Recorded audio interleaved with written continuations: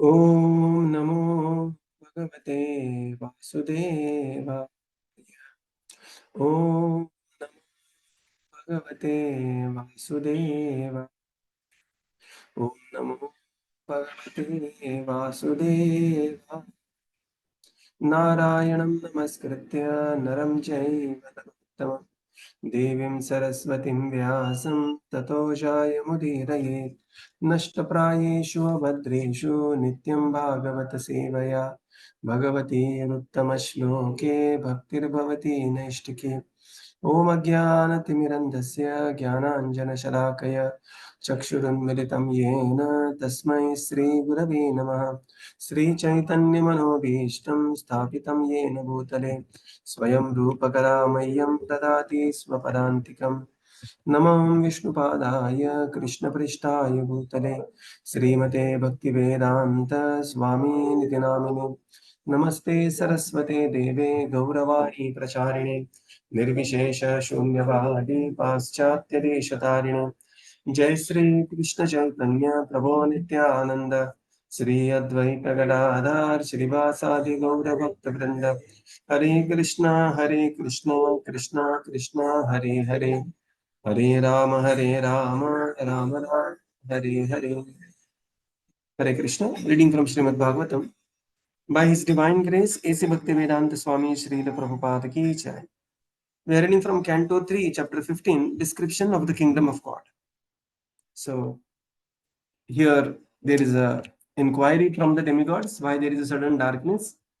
And Brahmaji is narrating that, my dear demigods, once upon a time, 4 Kumaras, they visited Vaikuṇṭha. And what is going to happen, we are going to see in text 26. But now here, there is a description of Vaikuṇṭha. So we are at text 22.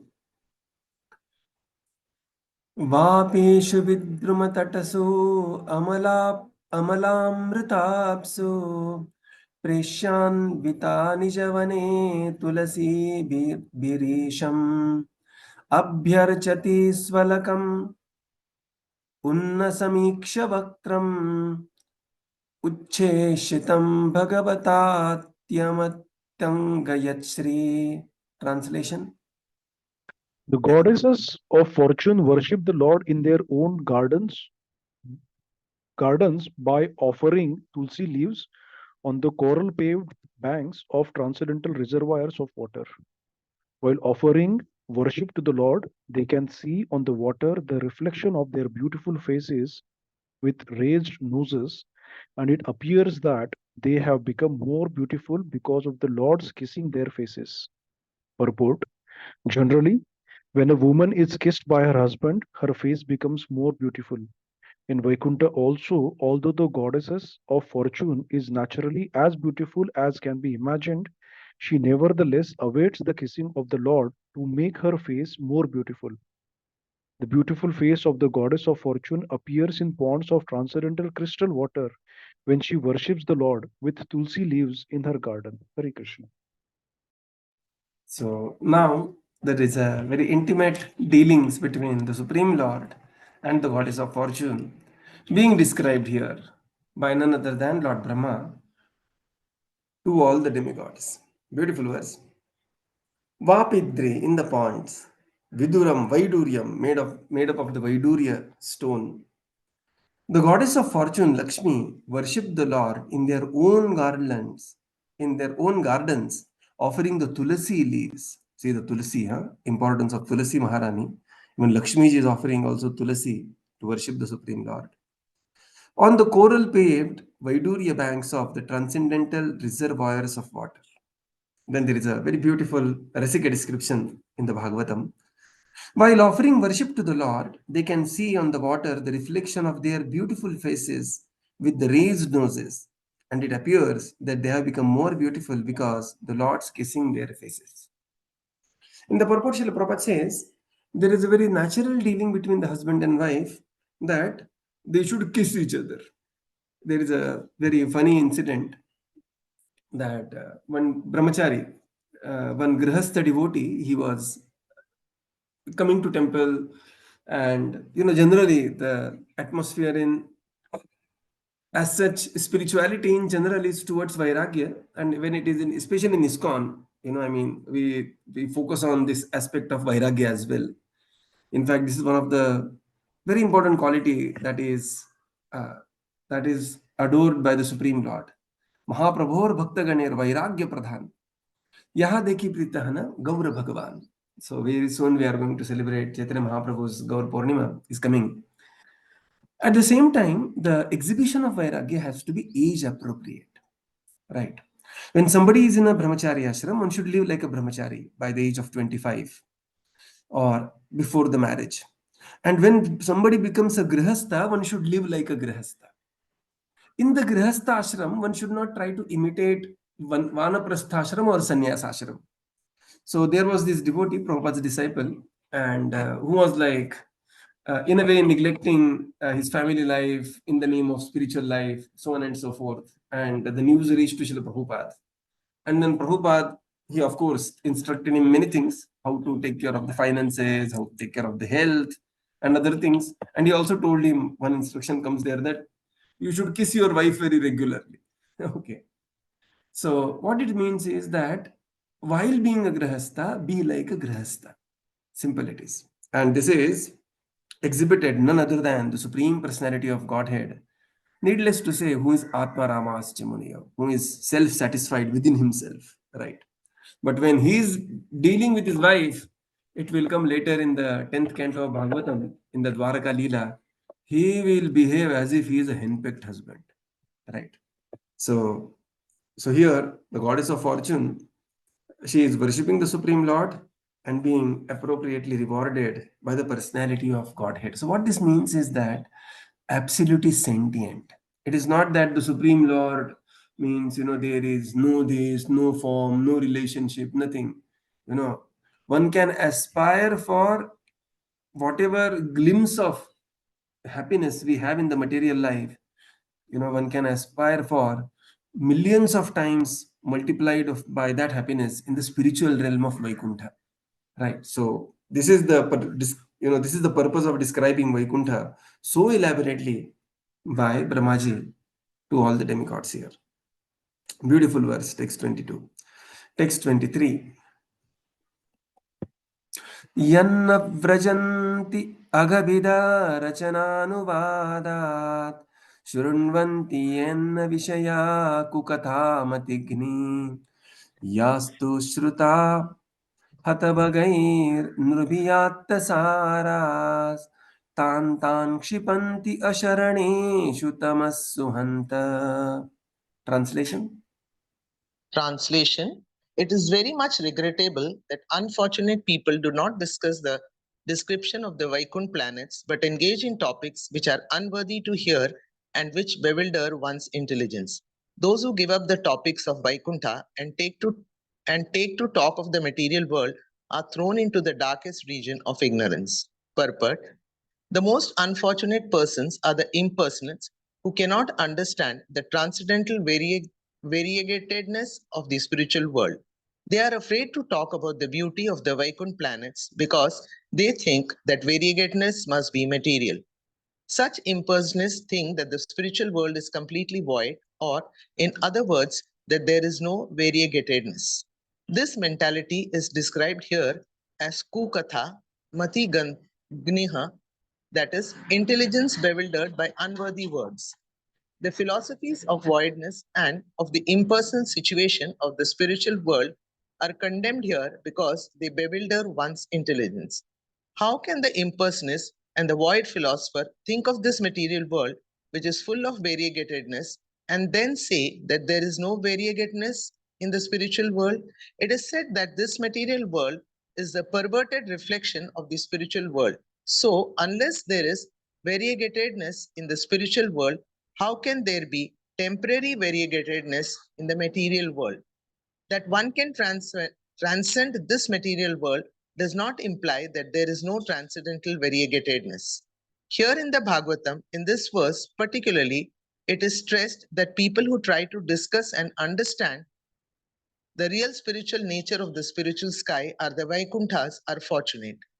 The variegatedness of the Vaikuṇṭha planets is described in relation to the transcendental pastimes of the Lord. One second, Prabhuji.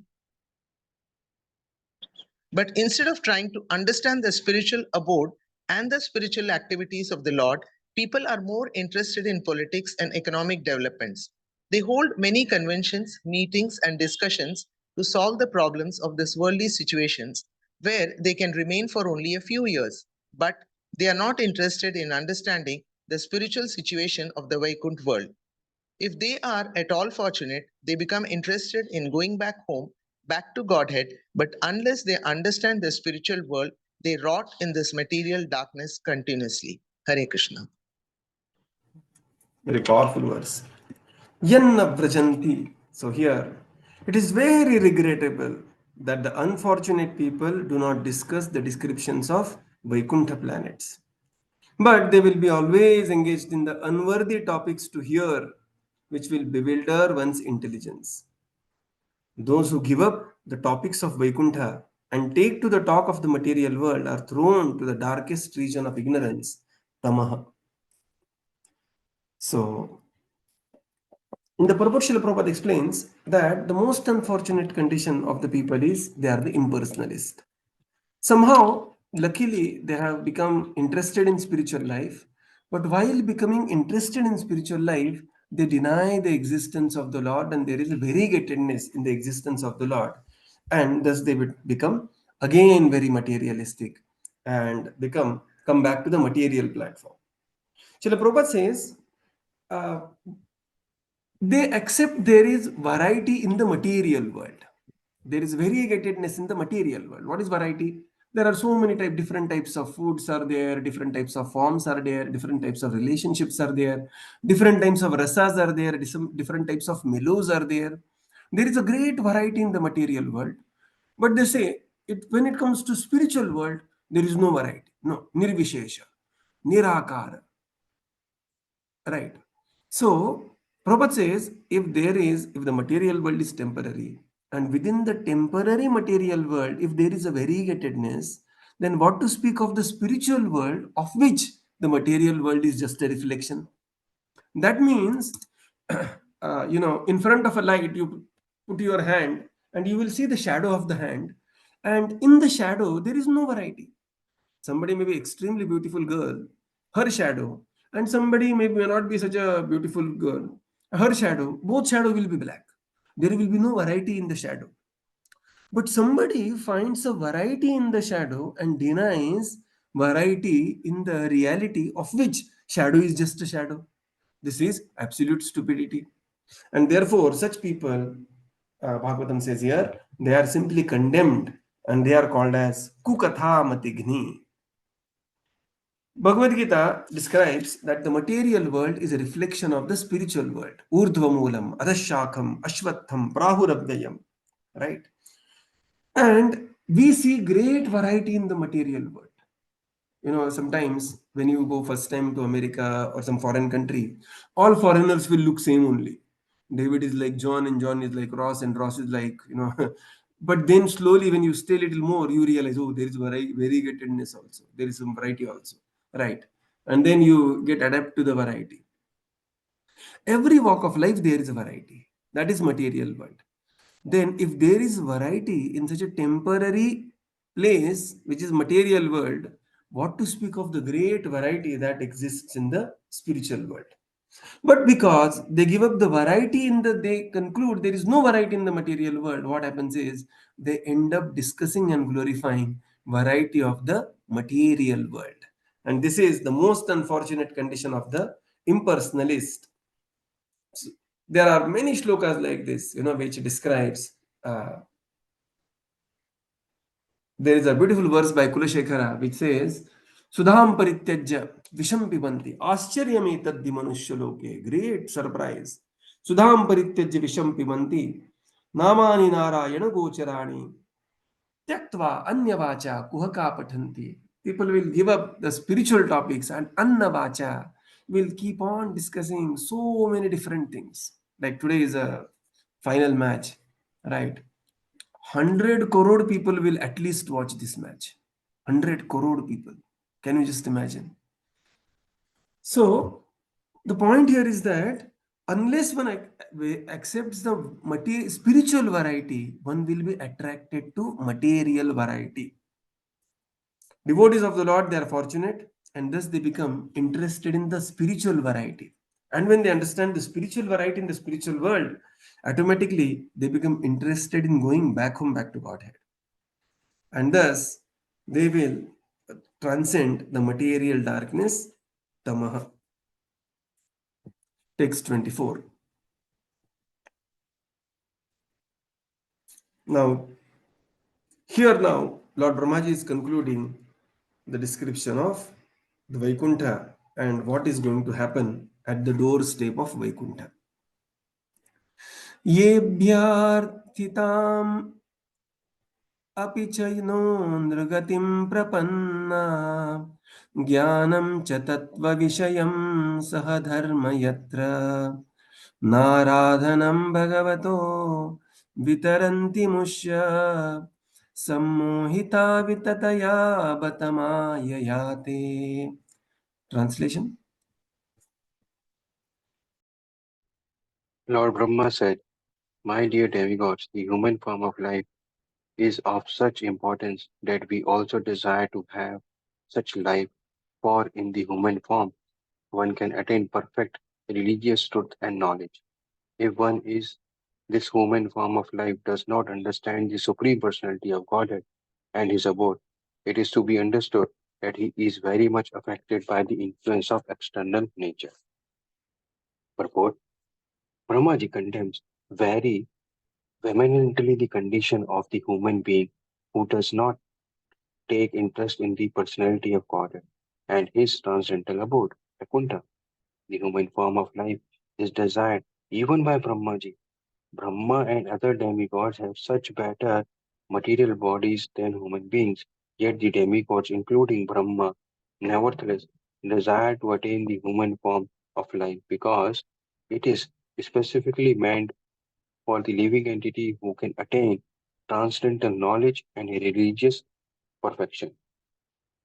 It is not possible to go back to Godhead in one life, but in the human form, one should at least understand the goal of life and begin Krishna consciousness. It is said that human form is a great boon because it is the most suitable boat of crossing for crossing over the nascent ocean. The spiritual master is considered to be the most able captain in that boat, and the information from the scriptures is the favorable wind for floating over the ocean of nations. The human form, being who does not take advantage of all these facilities in this life, is committing suicide. Therefore, one who does not begin Krishna consciousness in the human form of life loses his life to the influence of the illusory energy. Brahma regrets the situation of such a human being.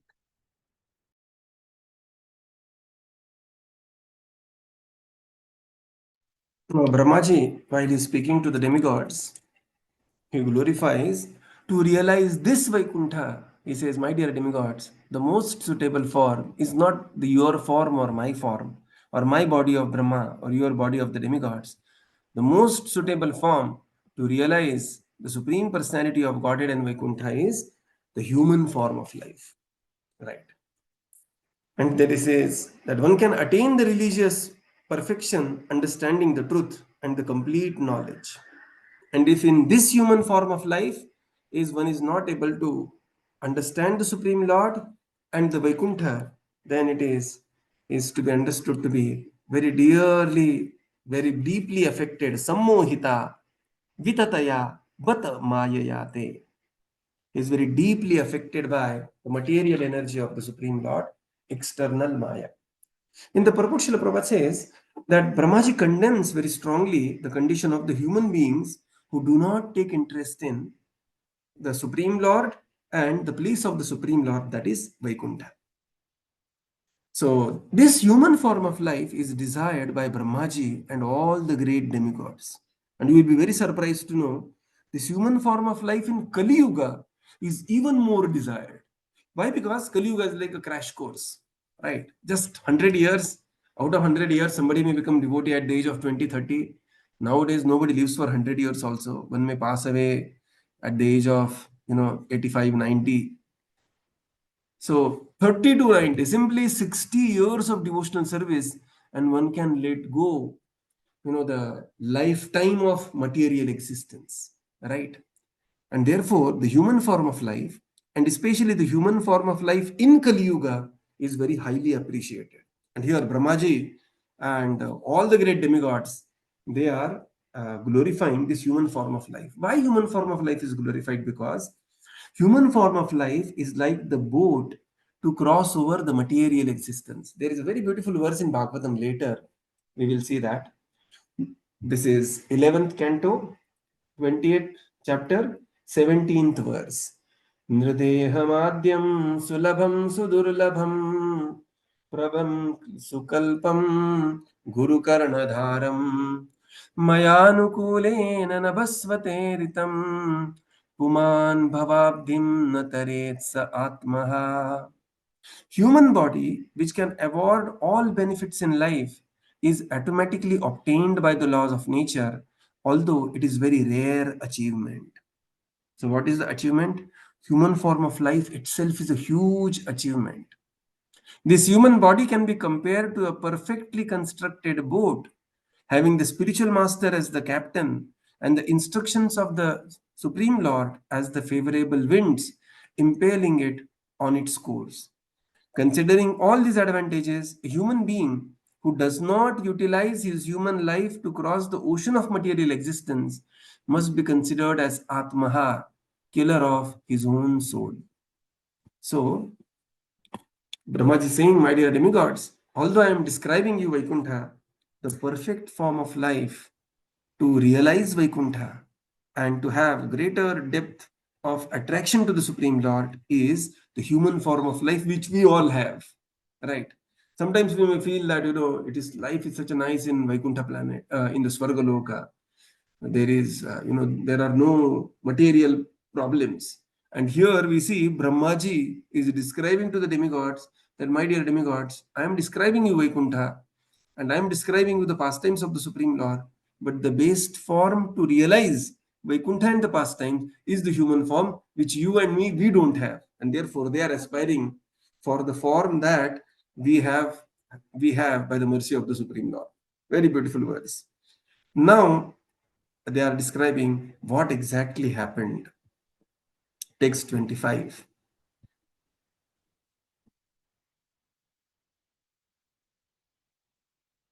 यच्च व्रजन्ति अनिमिषां वृषभानुवृत्त्या दूरे यमाह्युपरि न स्पृहणीयशीला भर्तुर्मिथस्तु यश कथनानुराग वलैक्लव्यबाष्पकलया पुलकिकृतांगा. Translation: Persons whose bodily features change in ecstasy and who breathe heavily and perspire due to hearing the glories of the Lord are promoted to the kingdom of God, even though they do not care for meditation and other austerities. The kingdom of God is above the material universes, and it is desired by Brahma and other demigods. Purport: it is clearly stated herein that the kingdom of God is above the material universes, just as there are many hundreds of thousands of higher planets about this earth, so there are many millions and billions of spiritual planets belonging to the spiritual sky. Brahmaji states herein that the spiritual kingdom is above the kingdom of the demigods. One can enter the kingdom of the Supreme Lord only when one is highly developed in his desirable qualities. All good qualities develop in the person of a devotee. It is stated in Śrīmad-Bhāgavatam, 5th canto, 18th chapter, verse 12, that anyone who is Krishna conscious is endowed with all the good qualities of the demigods. In the material world, the qualities of the demigods are highly appreciated, just as even in our experience, the qualities of a gentleman are more highly appreciated than the qualities of a man in ignorance or in lower condition of life. The qualities of life the qualities of the demigods in higher planets are far superior to the qualities of the inhabitants of the earth. Brahmaji confirms herewith that the only person who have developed the desirable qualities can enter into the kingdom of the God.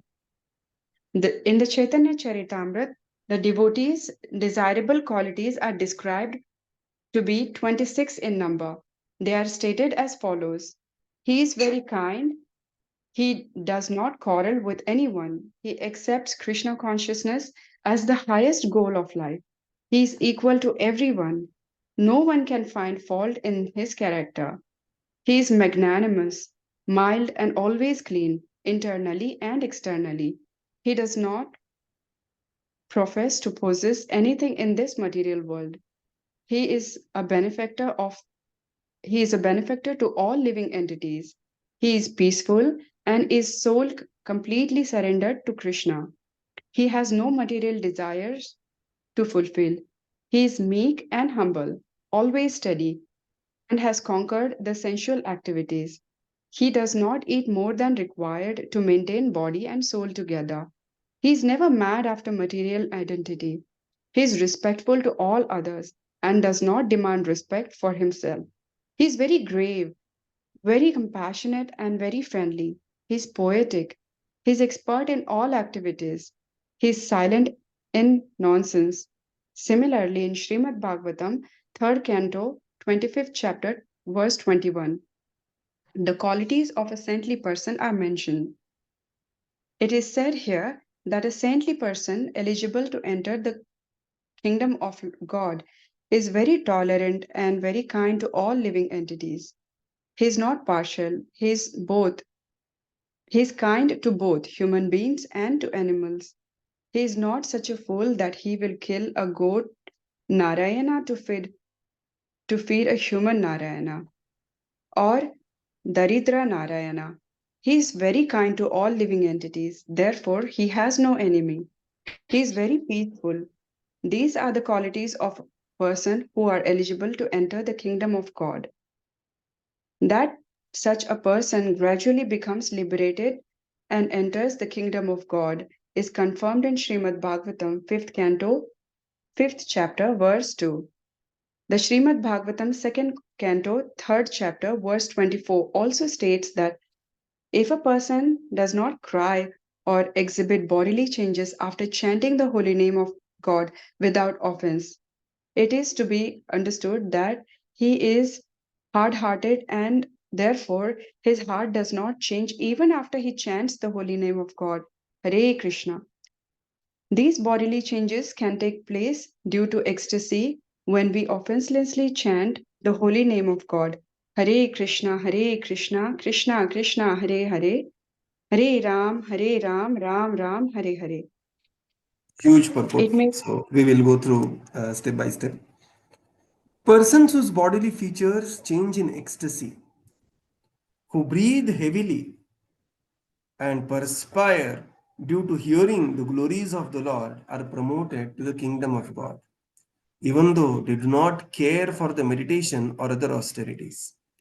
Kingdom of God is above the material universes and it is desired by Brahma and other demigods. So Brahmaji is describing about Vaikuṇṭha, the importance of the human form of life to attain Vaikuṇṭha, and within the human form of life, how one should be in great ecstasy after hearing the pastimes of the Supreme Lord. So Srila Prabhupada writes a beautiful purport.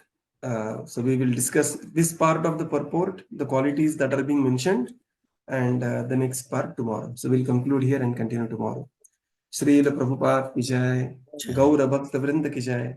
Thank you, Prabhupada. Thank you, everyone. Hare Krishna. Thank you. Thank you, Prabhupada. Prabhupada. Thank Prabhuji, you, Hare everyone. Krishna. Hare Krishna. Prabhupada, thank you, Prabhuji. Hare Krishna. Thank you, Prabhupada. Thank you, Prabhuji. Hare Krishna. Hare Krishna, Prabhuji. Thank you, Prabhuji. Hare Krishna.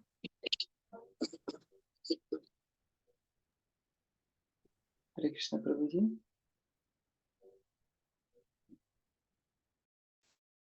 Thank you, Prabhuji. Hare Krishna.